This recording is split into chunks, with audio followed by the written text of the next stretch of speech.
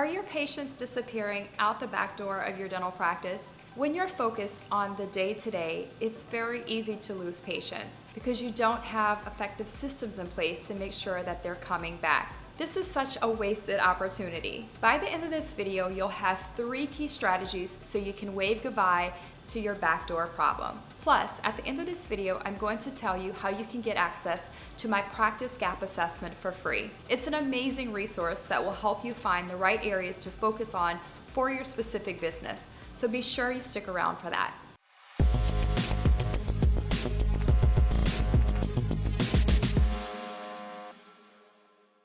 I'm Dr. Anissa Holmes here with a new episode of Dental Boss TV showing smart and growth-minded dental bosses just like you how to start and scale a truly successful dental practice that gets you excited about coming into the practice every single day. Subscribe to my channel and hit the bell to be notified when I post a new video on Dental Boss TV right here each and every Tuesday.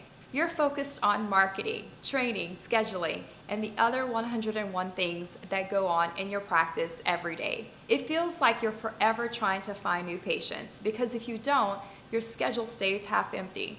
However, it's much easier to keep the patients you already have rather than continually be hunting for new ones. And it's cheaper when you don't have to pay out for ads all the time too. So if you're losing patients because they're not scheduling return visits, you're missing out on easy revenue. So today you'll learn 3 key strategies you can put into place straight away. But first, a quick question for you. What do you currently do to get your patients to come back? Tell me in the comments below. If you want your patients to schedule return appointments, you need very solid systems. Step 1, track your metrics week after week. How many of the patients who came to your practice last week left without booking their next appointment? Make sure your team comes to you once a week to report back on this number and tell you why. Maybe they need to go to another practice to see a specialist.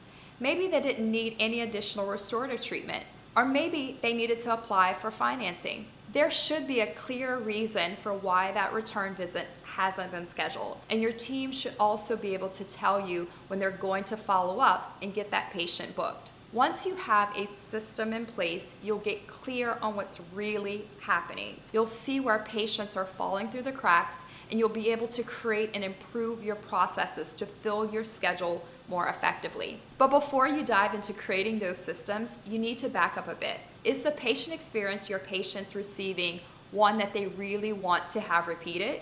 Step 2, make sure you have a practice worth coming back to. You've heard me talk about this a lot in the past. So today I'll give you a few reminders about the touch points to check. Do you provide coffee table culture books? Use these to show your patients the work you're doing in the community and what's going on in your practice. For instance, you can showcase continuing education your team is involved with and before and after pictures of the great work you're doing. Do you offer complimentary tea and coffee while your patients wait for their appointments? How about a warm peppermint scented towel after? It sounds like a small thing, but it makes a big difference. Instead of waiting until after the visit, are you sending kids to the toy box before so that you can build that relationship? Do you offer a tour so your patients feel at home in your practice? Are your core values visible, like framed and hanging on the walls? We have dental assistants who are trained in hand and arm massage in my practice, and our patients love it. Providing a great experience means your patients are much more likely to schedule their treatments, and chances are they'll refer you to their family and friends as well. When you walk into an exam room, take the time to ask the patient about their experience. It's as simple as saying, "How was your experience today?" There are so many people that are afraid to go to the dentist. We want to make sure we can do everything we can to make you comfortable. Effectively, you're reminding your patient about the great experience that they've had so far. And if a member of your team asks again after the appointment, they can also encourage them to share the experience in a video testimonial. Many of my colleagues and clients are doing this. They feel comfortable asking for testimonials. I mean, you're a doctor, you're a professional, you shouldn't have to do that. Reframe this for yourself.